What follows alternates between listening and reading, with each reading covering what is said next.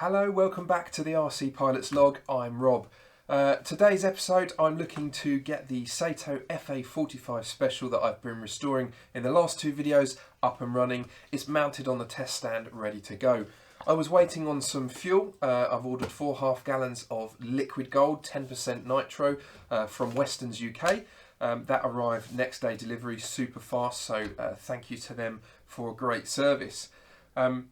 As I mentioned, the engine is on its test stand over here, so we'll cut to that shortly, but I just wanted to say apologies for the lighting and audio issues on the last video. Hopefully I can sort them out this video, either in post-editing. I've moved myself back from the lights a bit, I redid my workshop and repositioned everything, and it's less than ideal with the lighting, so I need to sort that out. But hopefully, as I say, this video, it's not too bad. Anyway, let's get on and have a look at the engine on the test stand and see if we can get it running. Okay, so here we are on the test stand, and this is the lovely Saito FA-45 Special that I have rebuilt. As you can see, it's got an 11x6 nylon prop on it. That's recommended in the manual. Again, Mark Robinson, shout out to Mark, sending me a copy of the original instructions for this engine. So thanks so much, Mark. You've been a great help. So this is all set up. It's plumbed into just a small tank around here using the liquid gold 10% nitro fuel. I have the pressure line running out of the exhaust here into the tank, and then the main fuel feed into the carb here. I've wound everything in on the carb. The high speed and the low speed needle are all the way in. The manual says to have a starting point of 2 turns out on the high speed needle. So using this curved rod that's in there, I know that all the way in I've set that so that it's vertically up, so I can do 2 full turns. That's 1, that's 2, and the high speed needle is now set at starting point. The low speed needle around here, you won't see it from that side, that's supposed to be out 1.5 turns, and I can see that with the throttle in the middle, my screwdriver is horizontal, so I'm going to turn that out 1.5 turns. That's your half and a 1. So that's the initial starting settings all set there. I've got a big starter motor here, a Power Master series starter. Is a 12 volt 90 amp, I think. It's a big starter motor and it starts my big petrol engine, so that's on a 12 volt battery down here ready to run. I'm just going to prime the engine by fully opening the throttle, covering the exhaust, and cranking it over here, and I should start to see some fuel flowing up the tubes, and I can now see we've got some going there. In fact, what I'm going to do is just pop the starter on and give it a whiz.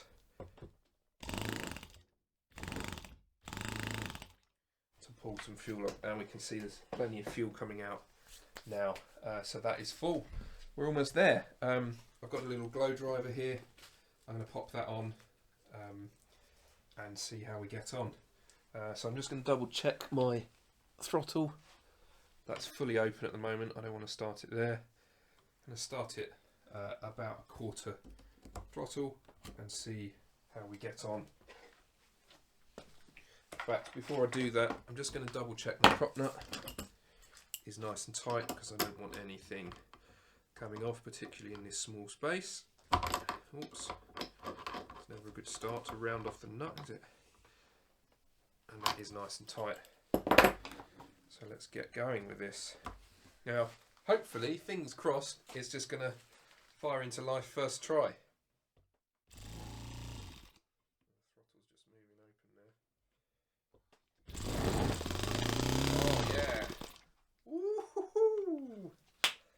Again.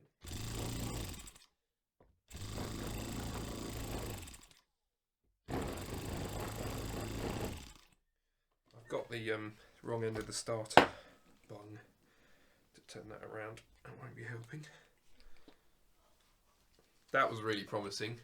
My son's just here in the corner. That was good, wasn't it, Aidan? Yep. That's a promising sound. So we know it. We know it runs at least. Let's see if we can't do some more.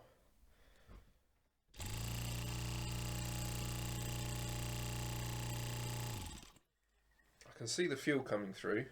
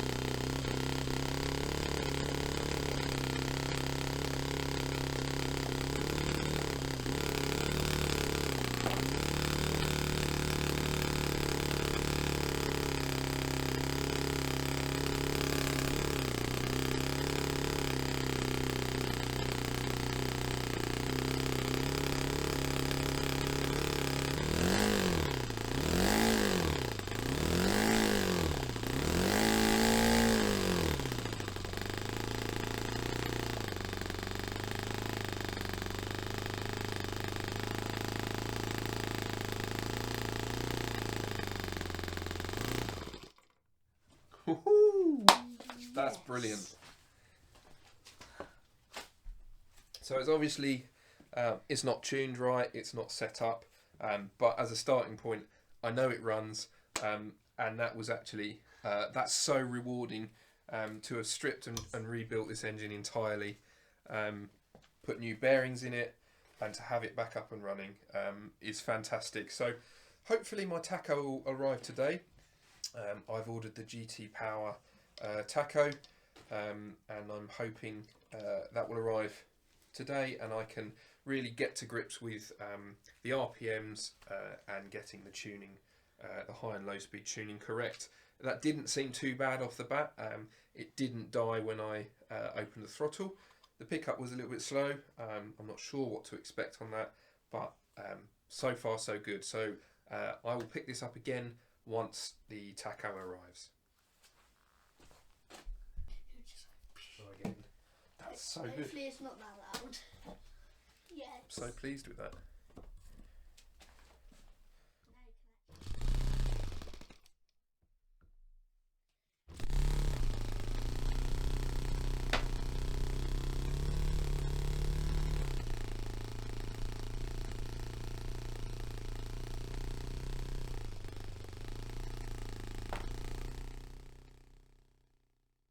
My tacho's just arrived.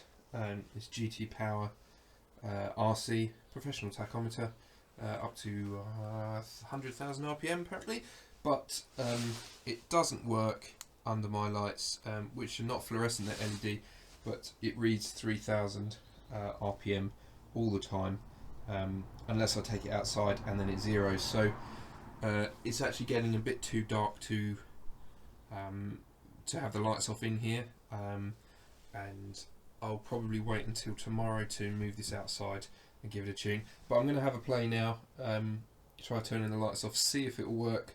If it's too dark in here to do it safely, then I'll stop. But I'll have a play, see if I can get this to run nicely.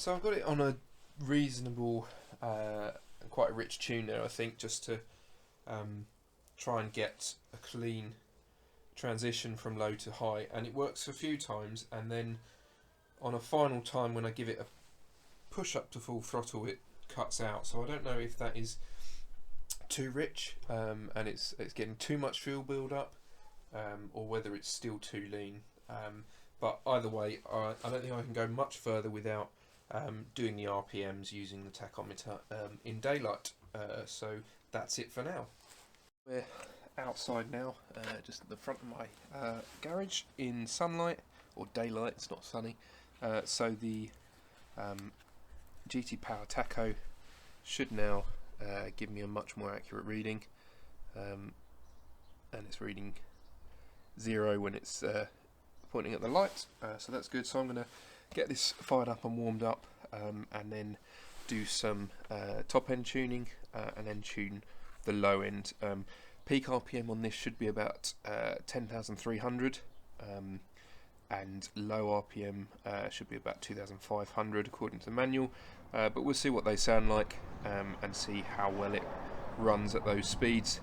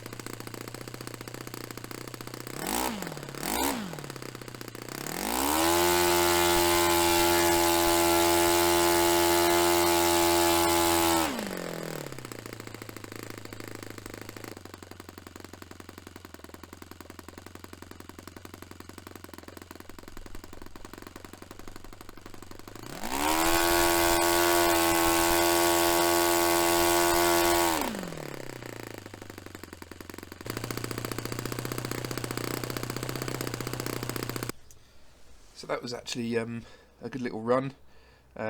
We got the peak at about 10,260, 10,300. Was a little bit high, so I richened it up slightly. In the first couple of runs we were getting about 10.6 up to 10.9, which is too much.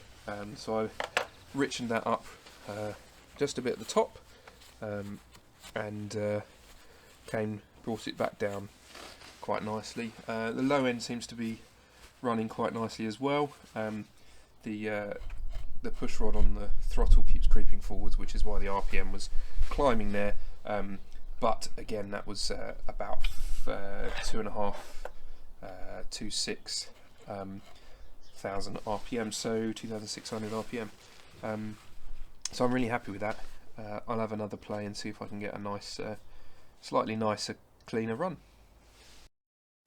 Right, so it's been a couple of hours, engine's nice and cold. I've been away and done some work for my day job, and I had a quick look about how I can fine tune this engine a bit further, And something I haven't done is the pinch tests at both full throttle and at idle.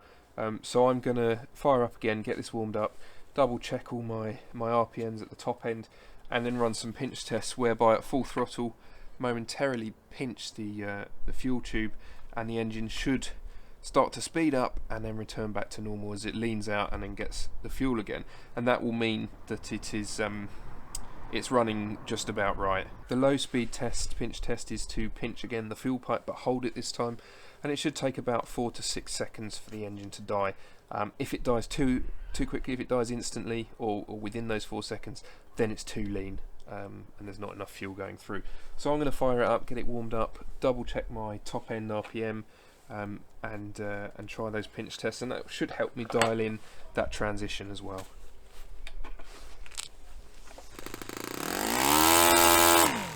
I'm going to richen that up a little bit with a counterclockwise turn. I'm going to half a turn because that was pretty instant there. Let's see if that's any better.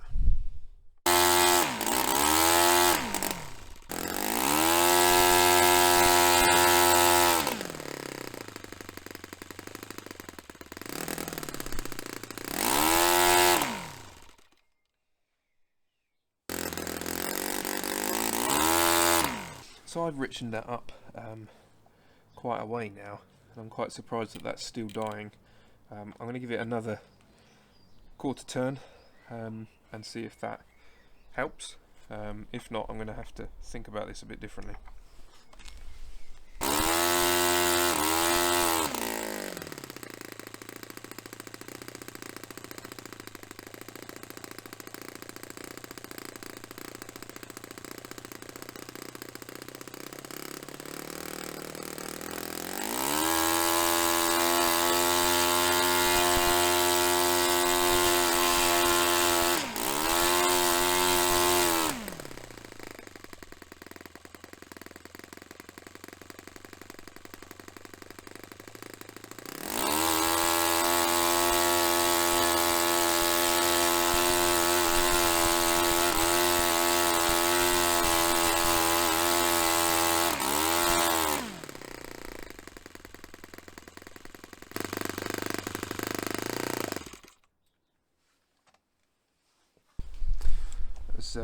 Similar sort of dying in just under 4 seconds, I think.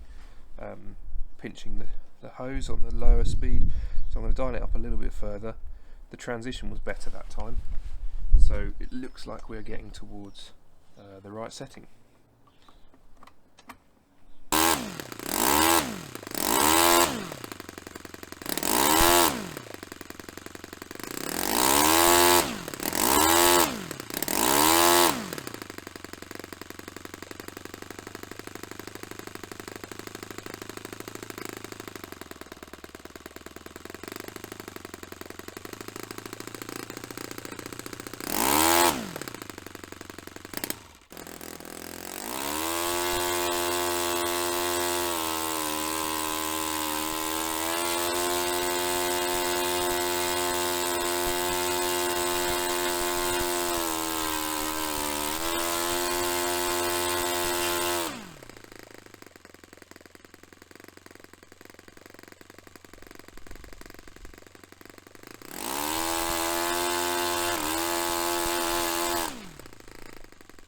Well, I think that just about wraps it up for getting this engine restored. Really happy that's running quite nicely, or certainly at the moment to the best of my ability to tune it. Problem is it now needs another clean. Couple of points to note: it's the oldest glow plug. Is what came in the engine. It still glows, but I don't know if its performance is limited.